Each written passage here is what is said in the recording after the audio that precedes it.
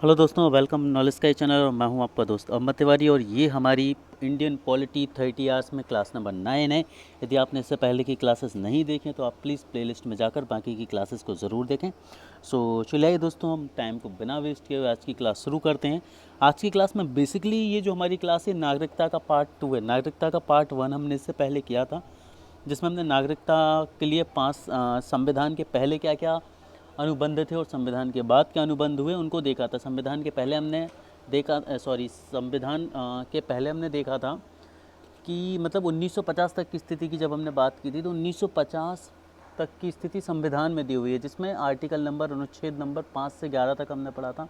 उसके बाद हम सभी ने देखा था कि संविधान जब लागू हो गया तो उसके बाद की जो शक्ति थी संविधान ने संसद को दी थी।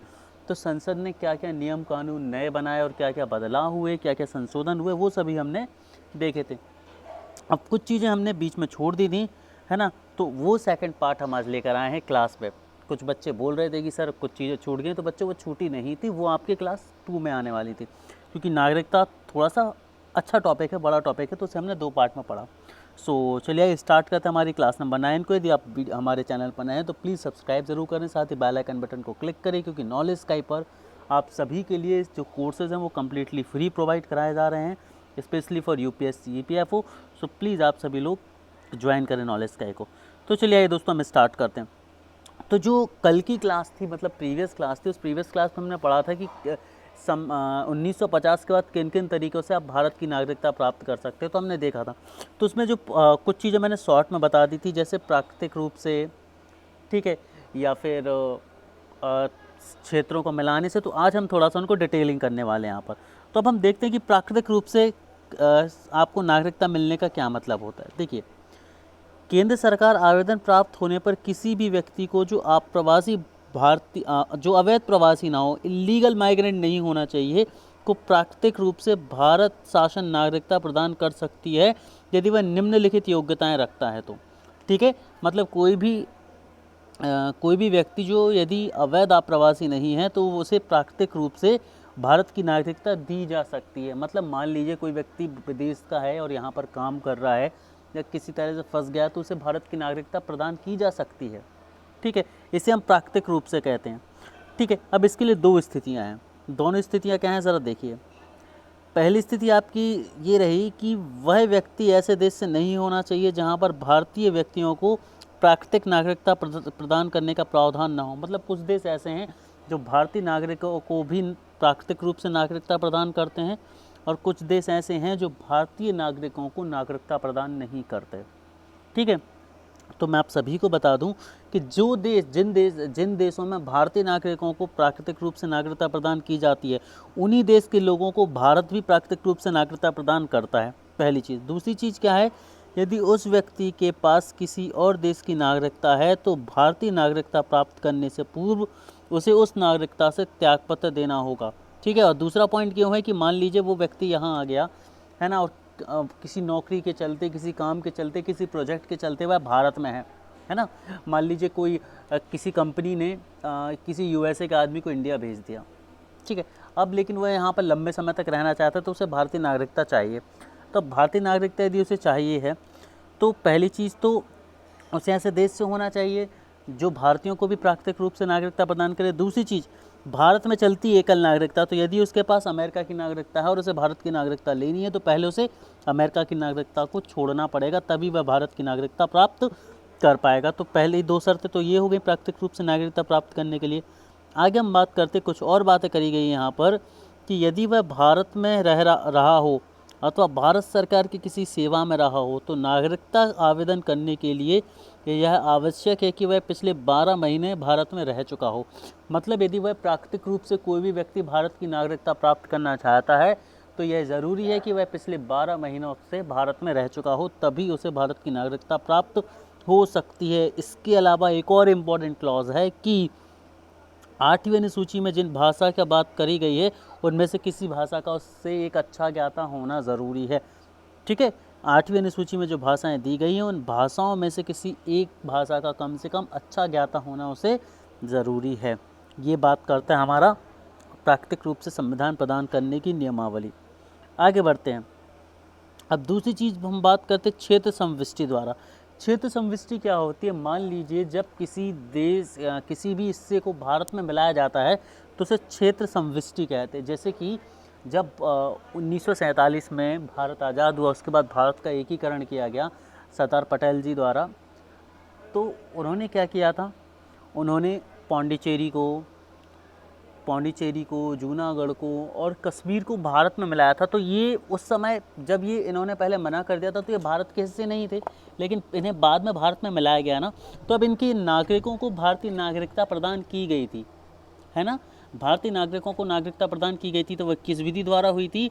वो क्षेत्र संविष्टि विधि द्वारा हुई थी। तो क्षेत्र संविष्टि का मतलब ये होता है कि जब किसी हिस्से को भारत में मिलाया जाएगा, भारत का अभिन्न अंग बनाया जाता है, तो उस राज्य के लोगों को, उस क्षेत्र के लोगों को भी भारतीय नागरिकता का दर्जा मिलता है, भारतीय नागरिकता मिलती है।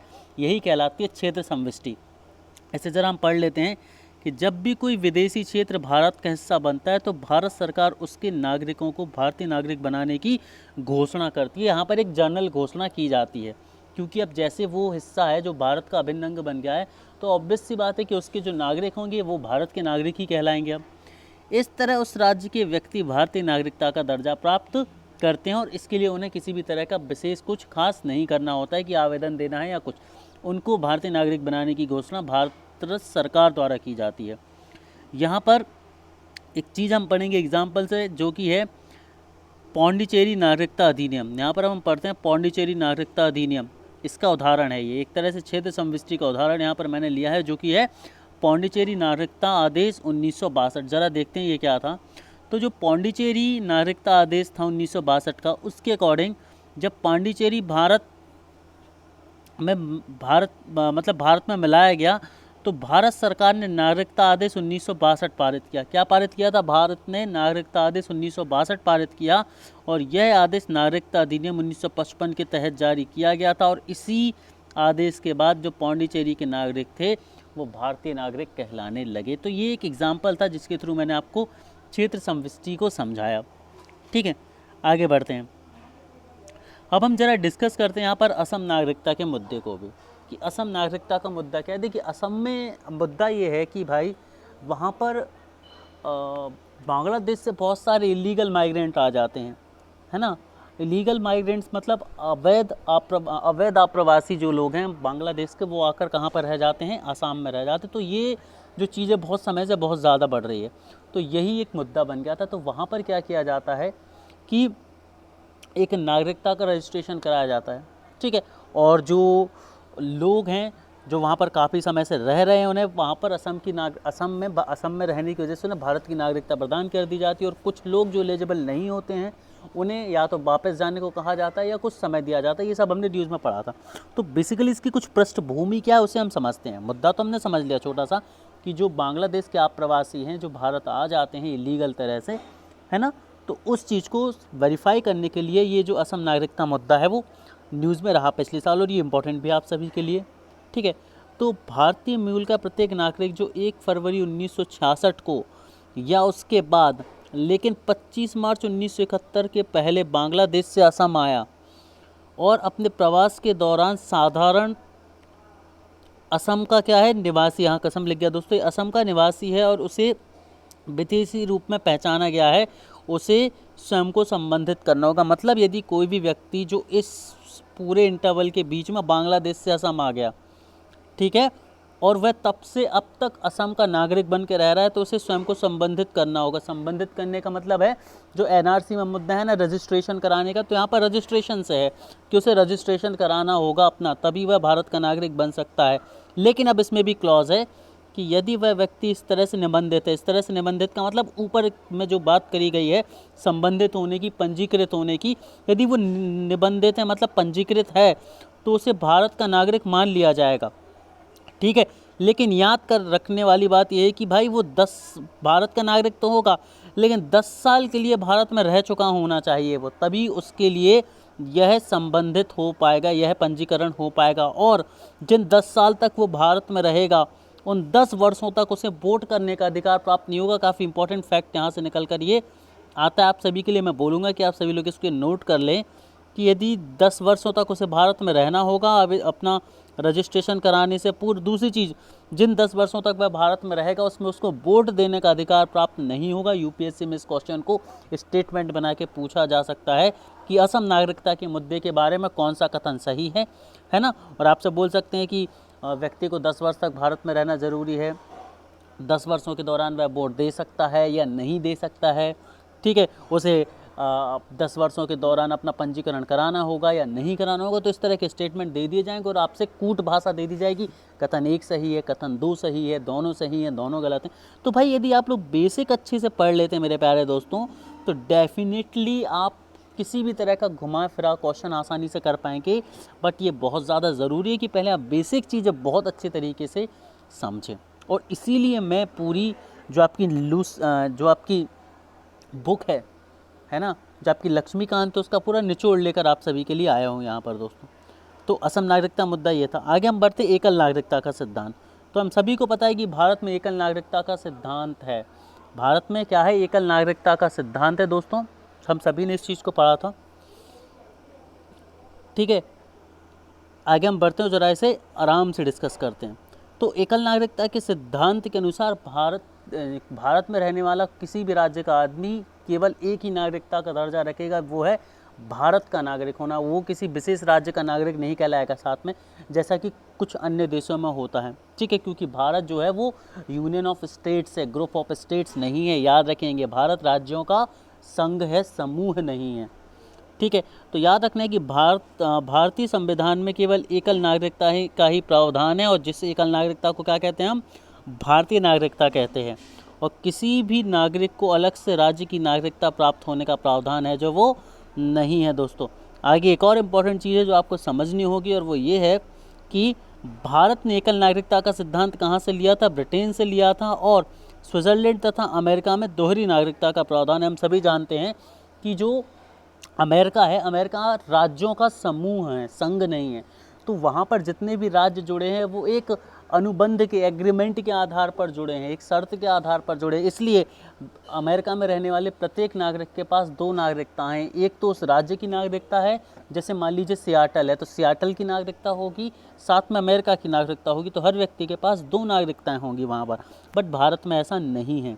भारत में सिर्फ भारतीय नागरिक हैं, आप मध्य प्रदेश, उत्तर प्रदेश, केरला या कर्नाटक के नागरिक नहीं हैं, ठीक है दोस्तों। आगे बढ़ते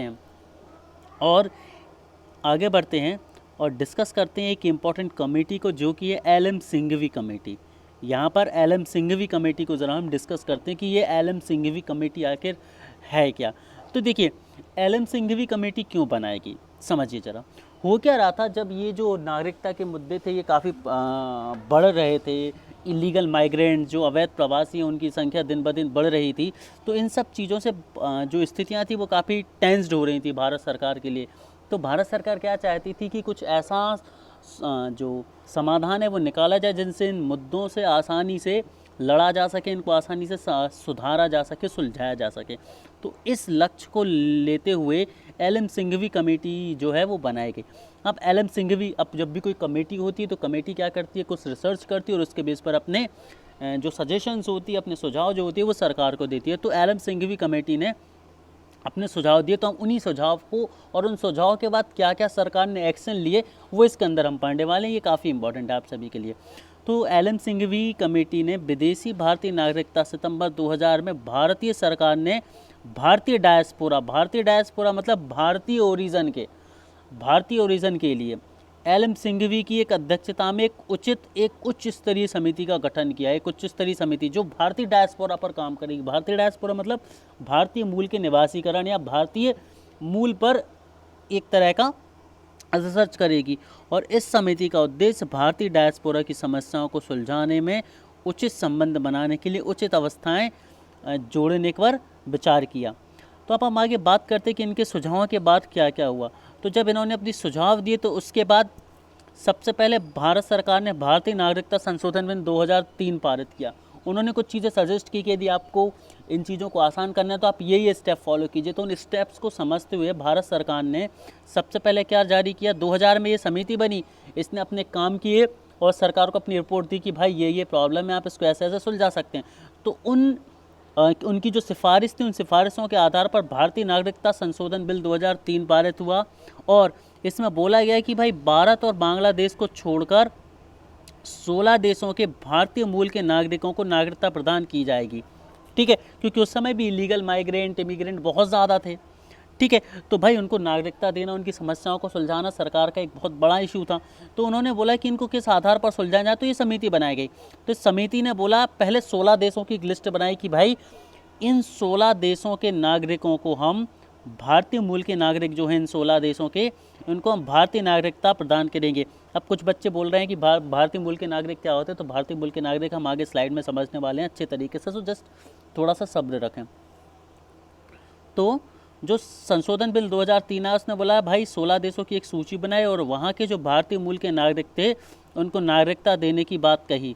ठीक है, मतलब नागरिकता दी गई, बट इसमें बांग्लादेश और पाकिस्तान को क्या किया गया था, छोड़ दिया गया था। उसके बाद भारतीय नागरिकता संशोधन बिल 2005 पारित हुआ और इसमें सभी देशों के भारतीय मूल के नागरिकों को, मतलब जितने भी देश हैं उन सभी देशों के भारतीय मूल के नागरिकों को भारतीय नागरिकता प्रदान करने की बात करी गई। लेकिन अभी भी बांग्लादेश और पाकिस्तान को छोड़ा गया था, याद रखेंगे, पाकिस्तान और बांग्लादेश 2003 और 2005 में छोड़े गए हैं। आगे बढ़ते हैं हम। इसके बाद हम देखते हैं कि भारतीय नागरिकता संशोधन बिल 2015 आया और इसमें विदेशी भारतीय नागरिकता संबंधित संशोधन किए गए। विदेशी भारतीय नागरिकता संबंधित संशोधन किए गए और इसमें भारतीय विदेशी नागरिकता कार्ड होल्डर नामक एक नई स्कीम जोड़ी गई, जिसमें POI को मर्ज कर दिया गया था। पर्सन ऑफ इंडियन ओरिजिन को क्या कर दिया गया था, यहाँ पर मर्ज कर दिया गया था इस स्कीम में, और एक नई स्कीम बनाई गई थी जो थी आपकी भारतीय विदेशी नागरिकता कार्ड होल्डर, जिसे बोला जाता है दोस्तों OCI। ठीक है, जिसे क्या बोला जाता है, OCI। तो चलिए आइए हम अपने आगे की क्लास में चलते हैं, जरा समझते हैं कि ये क्या चीज़ें हैं। तो यहाँ पर हम बात करें, 3 चीज़ें होती हैं, एक NRI होता है, एक PIO होता है और एक OCI होता है। NRI मतलब अप्रवासी भारतीय, PIO मतलब भारतीय मूल के व्यक्ति, और OCI मतलब विदेशी भारतीय नागरिक कार्ड होल्डर। अब हम समझते हैं कि ये क्या होते हैं।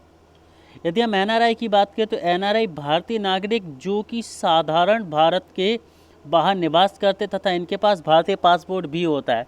मतलब NRI क्या होते हैं, अप्रवासी भारतीय होते हैं, जो हैं तो भारत के लोग हैं, इनके पास भारत की नागरिकता भी और इनके पास भारत का पासपोर्ट भी, और वो रहते किसी दूसरे देश में, दूसरी कंट्री में रहते। जैसे आप नौकरी कर रहे हैं, करने के लिए कहीं और बस गए और बहुत लंबे समय से आप वहीं पर बसे हुए हैं और आपके पास भारतीय पासपोर्ट भी है, तो आप NRI कहलाएंगे।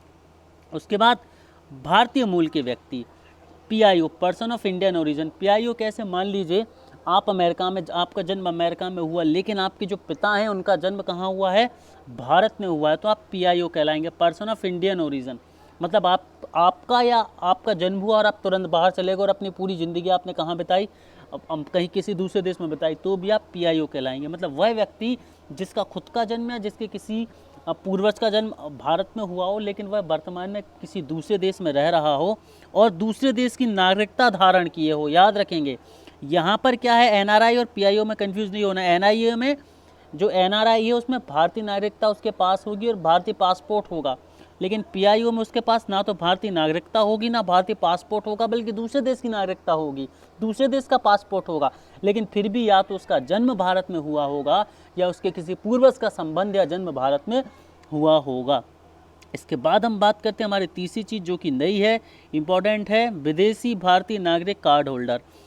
यहाँ पर इन दोनों को PIO को मर्ज करके बनाया गया था इस कंसेप्ट को। तो आप लोग याद रखेंगे कि जो भारतीय संविधान लागू होने के समय या उसके बाद भारतीय नागरिक थे, मतलब जब भारतीय संविधान लागू हुआ उस समय जो भारतीय नागरिक थे, ठीक है, उन्हें, या फिर जिनके पास जब भारत स्वतंत्र हुआ उस समय जिनके पास भारत का कोई भूभाग था जिसके वो स्वामी थे, परंतु अब वो किसी और देश में हैं, उन्हें बोला जाएगा विदेशी भारतीय कार्ड होल्डर। मतलब हैं तो वो विदेशी, लेकिन इन दोनों में से किसी एक तरह यदि वो भारत से जुड़े हैं तो वो OCI कहलाएंगे, विदेशी भारतीय नागरिक कार्ड होल्डर कहलाएंगे। तो आई होप तीनों टर्म्स आपको दोस्तों अच्छे से क्लियर हो गई होंगी। ठीक है, और आई होप कि आपको यहाँ पर इस लेक्चर में अच्छे तरह से मज़ा भी आ रहा होगा। यदि आ रहा है तो बिल्कुल लाइव चैट के थ्रू मुझे बताएं, है ना, तो हम इसको देखेंगे। तो यहाँ पर हमने बेसिकली थ्योरी तो ख़त्म की, अब आगे कुछ क्लास को छोड़ना नहीं, आगे कुछ एक क्वेश्चन है, कुछ आसान क्वेश्चन है, थोड़े से टफ क्वेश्चन है। ठीक है, जिनमें आपका रिवीजन होगा और मैं देखूंगा कि आपको कितनी चीज़ें दोनों क्लासेस की याद है जो हमने पार्ट 1 और पार्ट 2 में भारतीय नागरिकता में पढ़ी है, और देखेंगे कि आपको इनमें से कितनी चीज़ें हैं जो अभी भी याद हैं। तो चलिए आइए शुरू करते हैं हम क्वेश्चन टूर को। तो पहला क्वेश्चन है, भारतीय नागरिकता निम्न में से किसके द्वारा प्राप्त नहीं की जा सकती? ऑप्शन है जन्म से, देशीकरण के द्वारा, भूभाग के द्वारा, या किसी भारतीय बैंक में धन जमा करने से। जल्दी से लाइव चैट में आंसर दीजिए। बहुत आसान सा क्वेश्चन है और ये बिहार पब्लिक सर्विस कमीशन में क्वेश्चन पूछा जा चुका है बच्चों। बिहार पब्लिक सर्विस कमीशन में ये क्वेश्चन पूछा जा चुका है, बन जाना चाहिए आप सभी से। वेरी गुड, सही था आंसर।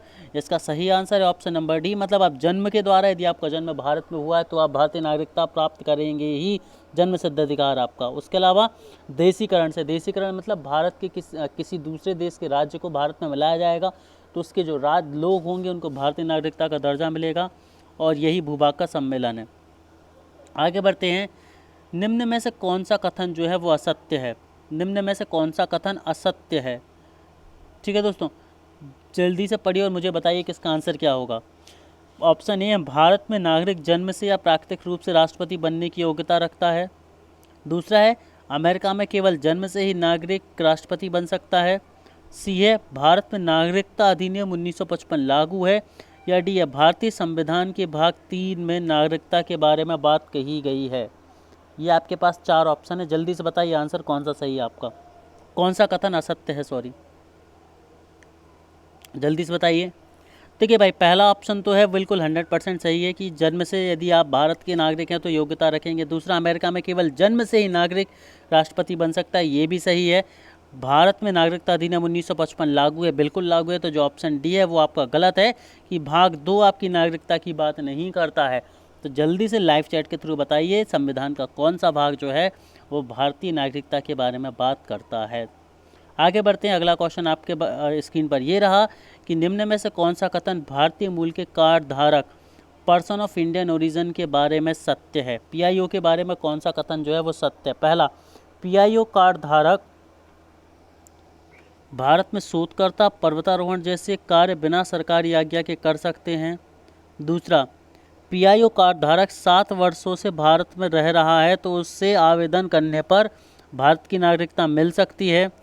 तीसरा, चीन, नेपाल, श्रीलंका और भूटान के नागरिकों को ही पीआईओ कार्ड दिया जाता है। और डी है, पीआईओ कार्ड धारक पूरा जीवन बिना वीज़ा के भारत की यात्रा कर सकते हैं। तो मुझे बताइए इसका आंसर। तो इसका आंसर क्या है सही? बी कथन जो है वो सत्य है कि यदि वो 7 वर्षों से भारत में रह रहा है तो उसे भारत का नागरिकता या भारत की नागरिकता जो है वो मिल सकती है। आई होप आप सभी के लिए क्वेश्चन जो है वो बिल्कुल पूर्ण रूप से क्लियर हुआ होगा। आगे बढ़ते हम अपने अगले क्वेश्चन की तरफ चलते हैं। अगला क्वेश्चन इस स्क्रीन पर ये रहा कि भारत की नागरिकता किस तरह से समाप्त की जा सकती है? बहुत आसान सा क्वेश्चन है, जल्दी से मुझे आंसर दीजिए। बर्खास्तगी से, स्वैच्छिक त्याग से, नागरिकता से वंचित करके, या उपयुक्त सभी? जल्दी से बताइए दोस्तों। तो इसका सही आंसर है दोस्तों ऑप्शन नंबर डी। ठीक है, स्वैच्छिक त्याग से मतलब वॉलेंट्रीली आप छोड़ सकते हैं, बर्खास्तगी की जा सकती है, या आपको नागरिकता से वंचित करके भी किया जा सकता है। आगे बढ़ते हैं, अनुच्छेद 1 से लेके अनुच्छेद 5 से लेकर अनुच्छेद 11 तक किसके बारे में बात करते हैं? संघ एवं उसके राज्य क्षेत्र के, मौलिक अधिकार के, नागरिकता के, या निम्न में से कोई नहीं? हलवा क्वेश्चन है, आई होप आप सभी इसका आंसर दे देंगे, तो इसको मैं स्किप करता हूँ और हम आगे बढ़ते हैं आपकी नेक्स्ट क्वेश्चन पर, जो कि है प्रवासी भारतीय नागरिक किसे कहते हैं? प्रवासी भारतीय नागरिक किसे कहते हैं? जल्दी से मुझे इसका आंसर दीजिए। ऑप्शन ए है आपका, नागरिकता अधिनियम 1955 के प्रवासी भारतीय नागरिक के रूप में दर्ज कोई व्यक्ति। बी, गृह मंत्रालय के द्वारा 2002 के बाद पीआईओ कार्ड धारक के रूप में दर्ज कोई व्यक्ति। सी है, एक विदेशी नागरिक जो 26 जनवरी 1950 को भारत का नागरिक होने की योग्यता रखता हो। या ऑप्शन डी, ए तथा सी दोनों? जल्दी से मुझे बताइए इसका आंसर क्या होगा, फास्ट।